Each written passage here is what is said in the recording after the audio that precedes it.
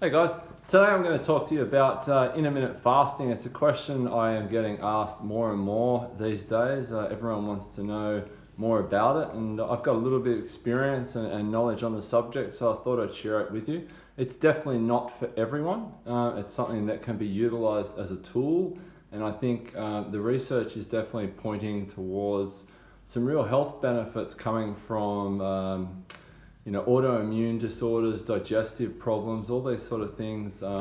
Just allowing the body more time basically to fast, because the thing we need to understand is that everybody's fasting every night. So between having your last meal in the evening and having your first meal during the day in the morning, you've fasted. That's usually for a good 10 or 12 hours. So intermittent fasting is just looking at extending that time. And from a health perspective, what that offers the body is a bigger window for the possibility for healing.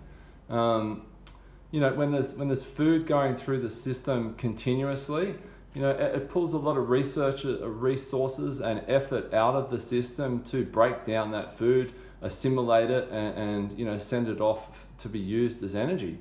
So fasting is a great tool specifically for health benefits. It definitely has its place when it comes to fat loss. I don't believe it's probably any more effective than a calorie controlled or a good meal setup plan for fat. Saying that though, if intermittent fasting is something that you haven't played around with, it's something I do recommend people give a go, especially if you are suffering from things like autoimmune, digestive problems, high blood pressure, high cholesterol.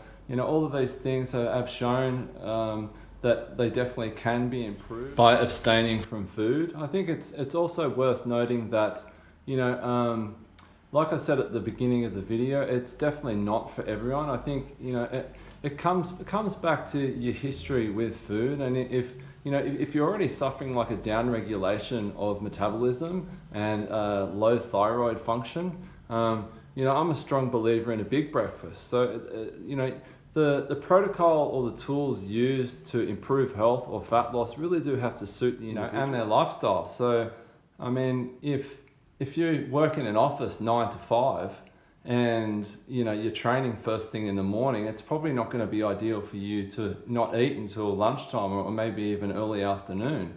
One of the other benefits I really like about intermittent fasting is it breaks that psychological barrier between the panic of being a little bit hungry and feeling like we have to eat immediately. I mean, I think a lot of the time psychological hunger comes way before physiological hunger. I think generally speaking, intermittent fasting is probably going to have a more positive effect on the types of people that are pretty active, they have a pretty good relationship with food already, and generally aren't carrying too much weight. I think they're the three things that you should be asking yourself if intermittent fasting is something that you wanted to give a go. So where to start as someone that wanted to give intermittent fasting a go? I think the people in the know have all sort of come together and realized that around the 16-hour fast and the 8-hour feeding window is kind of where you want to be. It's not something that you have to jump straight into. I mean, quite often, I'll recommend to people if they're having breakfast at 8 a.m. just to push it back to 9:30 for a day or for 2 days in a row. Well, I mean, it depends how serious or how much you want to integrate it into your life. If you just want to play around with it, just challenging yourself at your own level, seeing how your body feels and responds.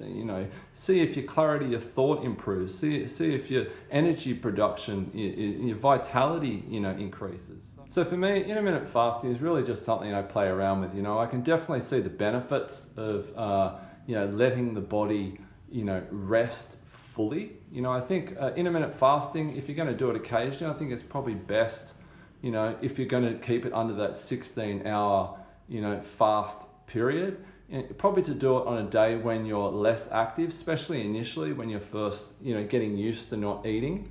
You don't want to be burning a ton of energy when there's nothing coming in. But if you're going to take on the other flip side to that, if you're going to take intermittent fasting to the extreme and go 16 hours plus, it actually shows that, you know, more activity during the fasting period can be really effective for all of those health benefits I spoke about earlier. To get the absolute full effect from fasting as far as health benefits goes, you know, it's purely water. I mean, no tea, no broth, you know, no coffee, no black coffee. This all stimulates enzyme activity, which we're trying to really, you know, eliminate through this process. But, you know, like I said before, start at your own level. You might start with a juice fast, for example, just replacing, you know, breakfast and your morning snack with, you know, a juice instead of, you know, solid foods is a great place. So there you have it, guys. There's some basic information on intermittent fasting. I'm sure there's some things I've left out. You know, if there's anything that you're not sure of and you were planning on having, you know, giving it a go, you know, send me a direct message. I'm happy to sort of like, you know, see if I can point you in the right direction with protocols and those sort of things. You know, it's not even that I'm a massive advocate of intermittent fasting. It's just that so many people are really interested in, you know, what it's all about and how it sort of, you know, how it works and what to do and what not to do. So I just thought I'd, you know, throw this up there and, you know, like I said, I hope it helps.